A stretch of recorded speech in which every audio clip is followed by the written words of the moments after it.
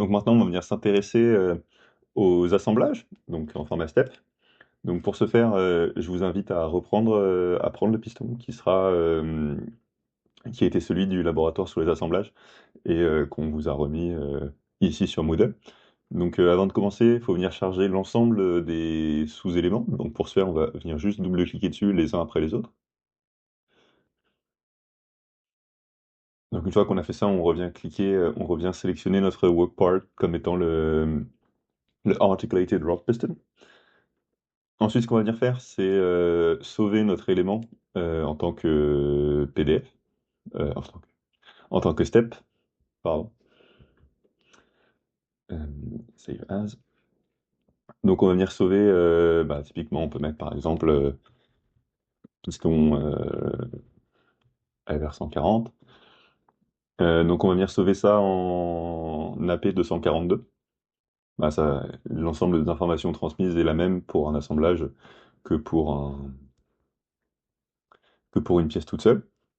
Donc une fois que l'élément a été, euh, a été exporté, on peut ouvrir Katia et prendre notre piston et le déposer. Là, on voit que le transfert s'est bien passé. Donc on voit maintenant dans notre architecture qu'on a notre piston R140, donc ça c'est notre assemblage avec chacun des sous-éléments. Donc là on peut voir qu'à chaque fois ils sont répétés.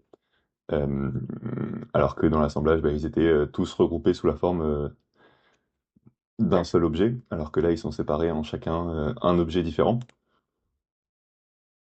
Ce qu'on peut voir aussi, c'est qu'on n'a pas de contraintes dans notre app. Donc, si on va dans le menu Start et ensuite Mechanical Design, puis Assembly Design, euh, puisque vu que j'y étais déjà, c'est sûr que ça ne fonctionnera pas. Et donc, si vous allez là et qu'on prend la pièce pour la manipuler, Euh, si on fait pour avoir les translations, donc on prend notre pièce et qu'on la glisse, on voit qu'on n'a pas de contraintes sur nos différentes pièces. Donc le step ne transmet pas les informations de contraintes.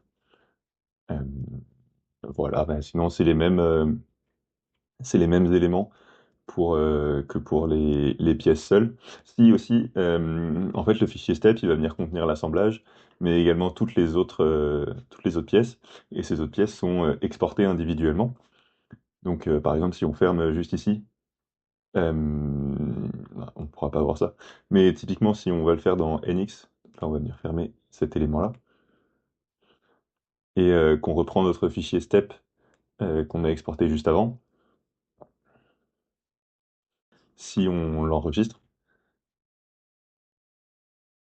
on peut voir dans notre liste des fichiers que on a à chaque fois un modèle point part.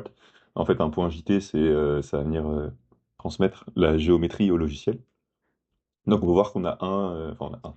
En l'occurrence, on a deux fichiers par, euh, par élément contenu dans notre fichier step. Et par contre, NX, lui, vient dire, bah oui, c'est quatre fois la même pièce et il fait x4, contrairement à Katia qui avait séparé chacune des pièces en son entité séparée.